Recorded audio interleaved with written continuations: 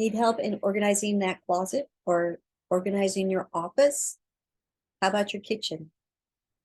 You'll get some great tips from our next specialist, as she is an organizing specialist. Building spirituality, family, health, and business. This is the Giant Builders with Lois Wyant. All right, Giant Builders, here we are. This is Krista Jones, and I have been really excited to talk to her. She is an organizing specialist, and who in our lives doesn't need more organizing, right? Hi, Krista. Thanks for joining me. Thanks, Lois. Nice to be here. So tell me, what is the area that people are most cluttery? That is, you know what? Actually, it would probably be their schedules, but that's maybe take us in a different direction. If we want to talk area of the home, I think that most people struggle with like their garage or a basement or storage room. Oh, yeah. Kind of where things go to die. Yeah. But you still find them. Yeah. Yeah, some people should just move every 3 years just so that they'll clean their house. Yeah, my mom always said that. We moved a lot when I was a kid, and she said, yeah, it helps me get rid of things. So it could work. What does a first meeting look like with you?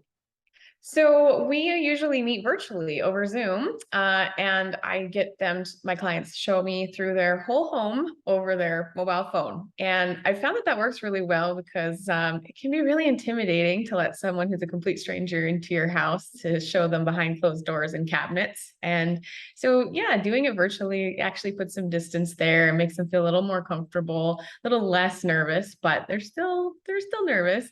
And then once I've done the assessment and I can decide what they're going to need for our services and our team, then I can suggest that to them and they decide how they want to proceed from there. The organizing, is it more of finding a place for everything, or is it really a lot of, hey, throw this stuff away? Yeah, I always say to people like 10% of the job is actually organizing. So I like to call myself a professional organizer and declutter coach because the declutter coaching part is the majority of the process. And it's the hardest part. It definitely is all starting with pulling everything out, sorting it all into the categories so you can see how much you have in each individual category, and then really assessing like, why do I own this much of this thing? And we can really help ask them those questions and give them space and time to verbalize it and process it in a non-judgmental environment so that they can decide if they want to keep it or let it go. And a lot of the time they're going to let it go because it's just not worth keeping all of that stuff that they don't even really use. They didn't even know they had. And it's just taking up space, not only in their home, but in their mind and in their heart. Like we find a lot of mental and emotional freedom when they let go of the physical items and free up that environmental space. It's really amazing. All right, so here's okay. I always said I'm going to be the true me. So here's my situation. I clutter my desk, but in my husband's view. Okay. But I know what's in each stack. Okay. But like if you take me into my kitchen, I cannot stand to have anything on my counters. My husband had to argue with me to get just a spice rack because I don't like anything on my counters in my kitchen. So am I a complete weirdo or what? No, that's not weird at all. It's so great that we can have different tolerances in different spaces for different levels of clutter, because what that is doing is like in our brain is telling us, okay, this space in the kitchen is meant for prep. And it's a very visible space in my home. If someone was to come over and walk in here, most of them are open concept, or I was going to invite someone in for tea, they would see this space. Now, the office, I'm working. I have things I need to do. That desk is meant to be cluttered with the paperwork and the piles of organized chaos, right, that you have there. And so not necessarily everybody's going to be walking through that space. You can close the door, it's a little bit more private. And so that's totally normal for us to want to present the visible areas of our home and the functioning areas of our home for, more space. But then, yeah, in the workspaces, like my desk has papers on it, and notebooks and things, and I close the door and walk. Okay.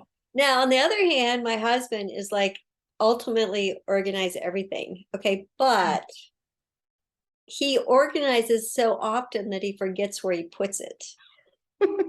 Now, what do I do about that situation? So that's pretty often with common with people who are a little bit OCD, and also they find organizing fun, and it can sometimes be their way of procrastinating from doing things they don't Really? actually want to do because they actually enjoy the organizing process. It's a way of coping. It's also a way that they can find some peace and control over their life, because not everything in our life is controllable, but moving this pen from one part of the drawer to another part of the drawer is totally in my control. And so that's where, if you're moving things around and constantly reorganizing as a kind of therapy, that's normal too. It's just, yeah, sometimes you're used to that pen being on this in this drawer, and now all of a sudden it's over here. So it may have felt good to reorganize, but it can actually be a little bit detrimental if you're like really messing with your brain. Oh, you just described my husband. Okay, what's the first step in becoming more organized? So the first step in becoming more organized is always awareness. I always tell my clients that the hardest part about starting this whole process is actually reaching out to a friend or a professional organizer for help, because it's admitting I have a problem, right? And that's always the hardest part in the change and growth process of life. So my biggest recommendation to start this whole process is ask someone for help, whether it's a professional or just a friend or a family member, or someone that you have met recently and you're like, I don't really care if they see my house, like, whatever, just ask somebody, because doing it all alone by yourself is just so overwhelming. And it is a lot easier when you schedule that set time with a specific person and you committed to that, you have accountability, and you can have that person keep you on track and focused. And it's more fun to like chat and verbally process about things rather than be like, it's all in my head, I'm so confused, what do I do? Is there a better season to do this, whether it's season in the outside or season in your life? Is there a better time? Yeah, in seasons of the planet, I would say it depends where you live, because where we live here in Alberta, Canada, it gets really cold in the winter. And so we're inside working on the kitchens and the bathrooms and maybe the basement. But in the summer, when it's nice and we can pull everything out of the garage and lay it out on the driveway and sort outside, then we do those garages in the summer. Now, if you live in Florida or somewhere really hot in the summer, you're going to want to do the garages when it's cooler. So just, yeah, seasonality. Usually in Alberta, Canada, we're doing a lot of garages and a lot of storage rooms or sheds in the summer. And then in regards to season of life, it's all about transition, right? We're constantly transitioning, whether it is getting out of high school and moving into a college dorm, or you're graduating college and you're moving into the real world and having to start a career, or you're getting married, or next you're having a baby, or maybe you're now empty nesters and your kids are moving out, or now you're senior downsizing into a smaller condo after you've lived in that home for 40 years. So those seasons of life and transitions are all reasons why people call us for help, because the transition itself is so overwhelming, and then having to deal with all the stuff that's involved with it is even more overwhelming. Yeah, it is. Yeah, we moved from a house of 30 years to a smaller place, and it was A lot of work. so hard, so hard. Oh, but once you get in the mood of like throwing things away, it does become really easy.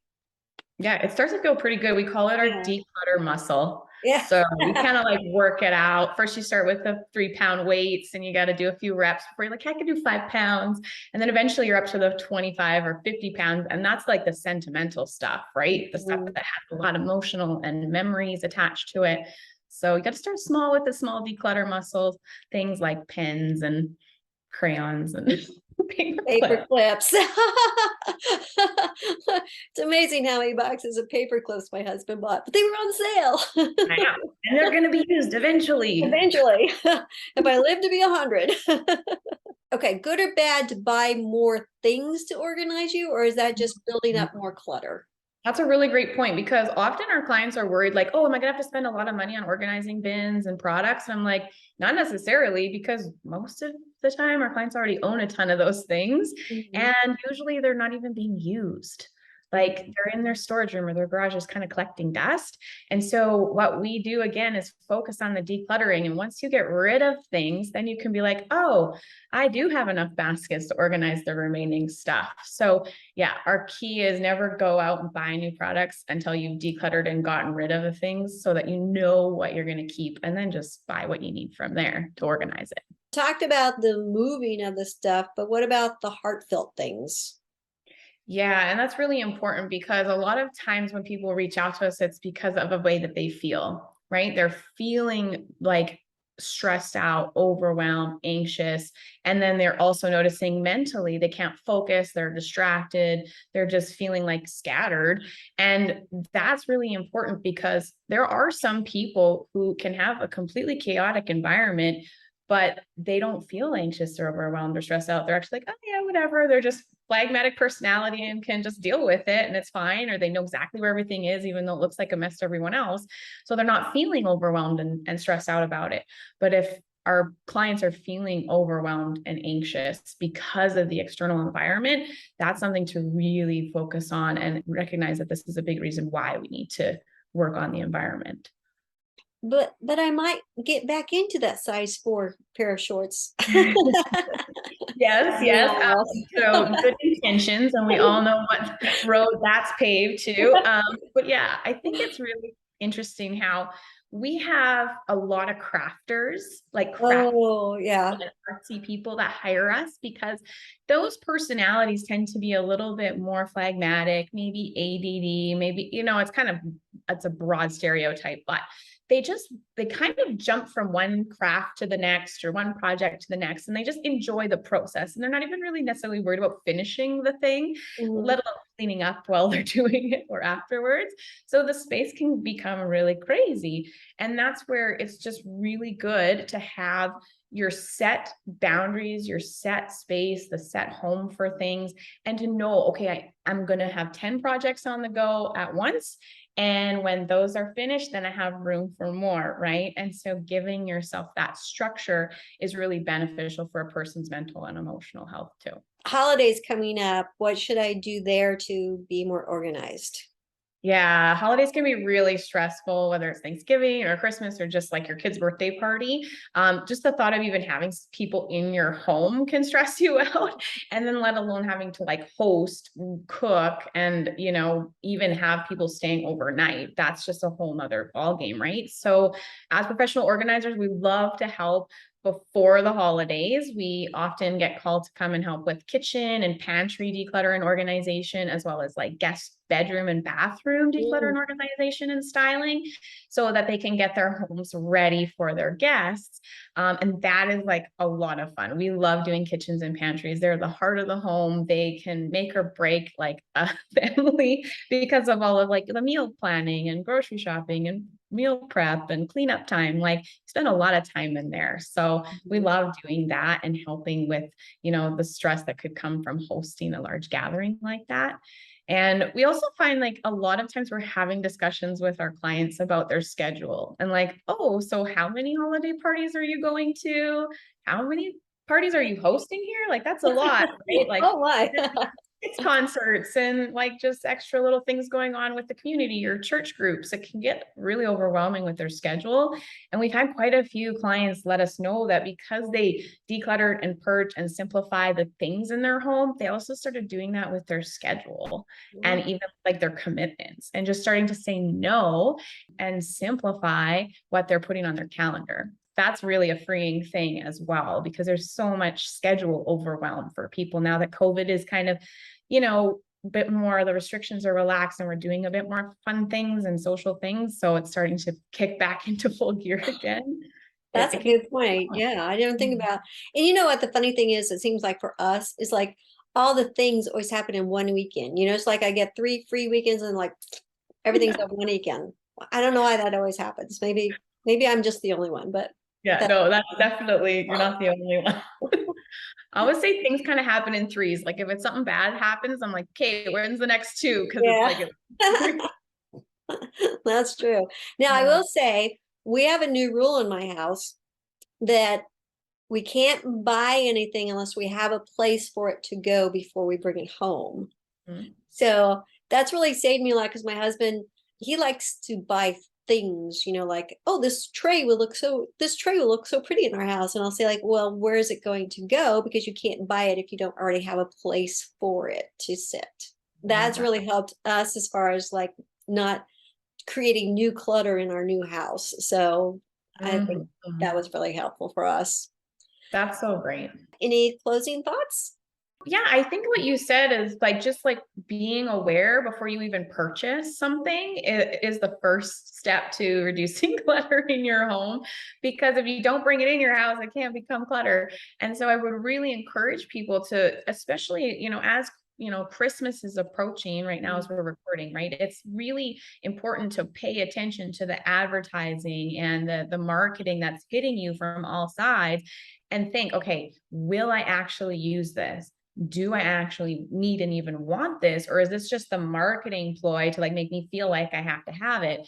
And if I want to buy it for somebody else, are they actually going to use it? Because if you're going to get someone and they're not even going to use it, like you're wasting money. And then they're like, oh no, I feel bad. I can't get rid of this because I got it from my mom. So Mm, I just really love the whole mindset shift of evaluating and assessing before you even purchase anything. Where are you going to put it? Are you ever going to use it? Do you really need it? And it's actually pretty amazing how little we need to live and be happy. And sometimes having less actually makes us happier. So mm, so stuff true. requires maintenance. Stuff requires a lot of work, maintenance, cleaning, and sometimes even money, right? The more things that you have, the more time and energy and money it can take to maintain it. So you can actually reduce a lot of your stress by not even owning a lot. How do people get in contact with you? Oh, that would be awesome. If people want to follow us on Instagram, we are at Rose City Organizing. We're also Rose City Professional Organizing on Facebook. And we have a free, a private community that you can join. It's called the Uncluttered Confident Woman, and you can find that on Facebook. I also have a website. It's rosecityprofessionalorganizing.com. And all of our information is on there. You can contact me through the website. And if you're not located in Alberta, Canada, that's totally fine. We do virtual organizing and coaching as well. So even anywhere in the world, we are here to help. All right. Well, we'll put all those links below. So thank you so much for your time. I really appreciate the input. Thank you. I hope everybody really benefits from it. I'm sure they will. All right, Giant Builders, thank you and have a wonderful day. Thank you for listening. This has been The Giant Builders with Lois Wyant.